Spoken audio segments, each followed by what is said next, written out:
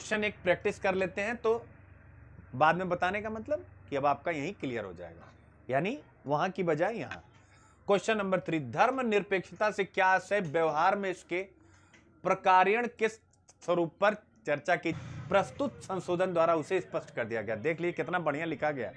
देखिए आप कैसे छोटी छोटी चीजों को आप लोगों को जोड़ते हुए चलना, यानी कैसे आप लोगों को छोटी छोटी चीजों को जोड़ते हुए चलना है, ये सीखना है।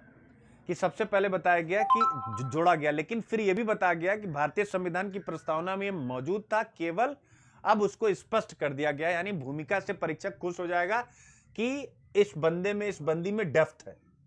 डेप्थ हमें दिखाना होगा। परिभाषा, आपको एग्जाम में ऐसे नहीं लिखना परिभाषा, और ये तो समझाने के लिए मैं कह रहा हूं। इससे तात्पर्य ऐसे राज्य, मतलब ये हेडिंग नहीं डालनी है, ठीक है। इससे तात्पर्य ऐसे राज्य से जो किसी विशेष धर्म को राज्य धर्म के रूप में मान्यता नहीं प्रदान करता है, वरन सभी धर्मों के साथ समान व्यवहार करता है और उन्हें समान संरक्षण प्रदान करता है। धर्म मानने, आचरण करने तथा प्रचार करने में प्रत्येक व्यक्ति स्वतंत्र है, ठीक है। अब आता है विस्तार। विस्तार यानी प्रश्न का बॉडी आ गया। अब अरुणा राय बनाम भारत संघ, देख सकते हैं आप, सीधा केस आ गया के मामले में अपने हाल के निर्णय में उच्चतम न्यायालय ने यह कहा। उच्चतम न्यायालय ने क्या कहा?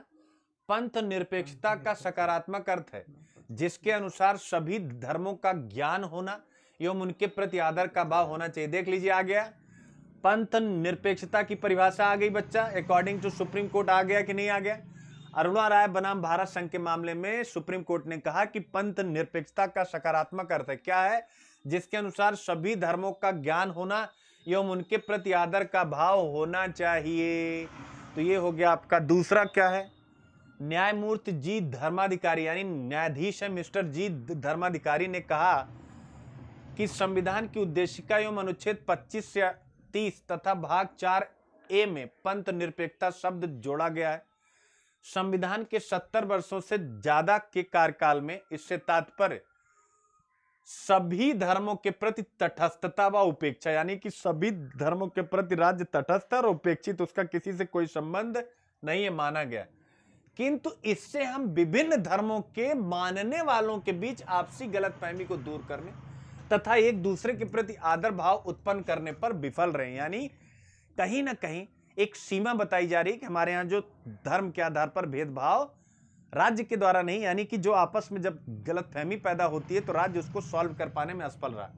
अतः हमें पंथ निरपेक्षता का सकारात्मक अर्थ लेना चाहिए। निष्कर्ष, जिसके अनुसार नागरिकों को धर्म का ज्ञान कराया जाना चाहिए ताकि उनमें एक दूसरे के प्रति आदर का भाव उत्पन्न हो।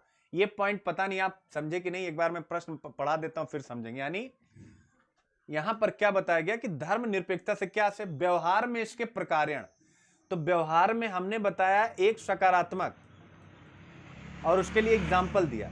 फिर बताया कि नहीं भैया, कभी कभी गलत फहमी भी हो जाती है और वो दूर हो नहीं पाती तो सांप्रदायिकता वगैरह भी देखने को मिलती है।